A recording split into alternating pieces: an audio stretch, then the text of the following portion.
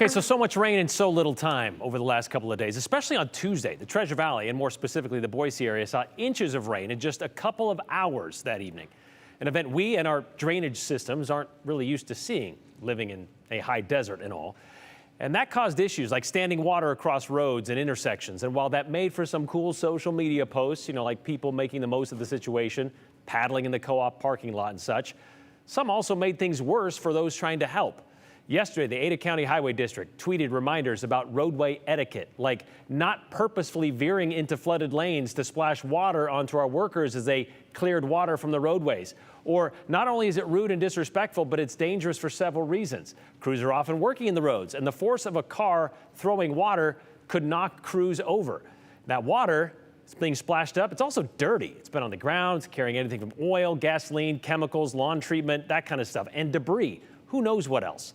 They also want to remind you that the crews who are out there working, they're part of this community. They're working to keep the roads safe, not just for them, but for you. And with more rain on the way, they're asking you to please be respectful. Slow down, follow their directions. They added these reminders are intended for the few who thought they were just having some fun out there. But those in the minority are kind of ruining it for the majority. ACHD explained why this is their safety concern, not only for their roadside crews, but for drivers too.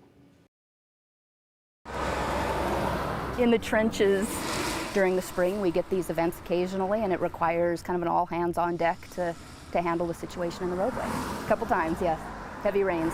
Everything that we saw from two nights ago was really atypical. They weren't areas that typically get flooding. We had just finished a 10-hour shift, and that weather came in very unexpectedly. We called people back in. Sometimes after hours work is necessary, and they understand that comes with the job. Our drainage trucks are out doing emergency response, so handling everything that we could to remove the water as quickly as possible from the roadway. Very dangerous situation as it is with the high water and the lightning that we were working around. And there was just a few disrespectful motorists. Fast-moving vehicles running through the water and sending a lot of water at our emergency crews while they're trying to work. In some cases, our crews actually saw them move from an outside lane to an inside lane. But when a motorist splashes that much water on, they're spending the rest of the shift completely drenched, and it just makes for a very difficult time. A lot of them were frustrated. Whether it was intentional or accidental, the end result was the same. It doesn't take much for your car to float. So it's just not a good idea. And if they're driving too fast and it's a small amount of water, they could easily hydroplane.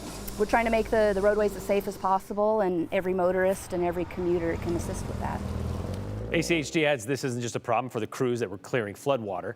They say regular roadside crews fixing and maintaining the roads, they also deal with issues similar to this year-round, and it's becoming more frequent. How often?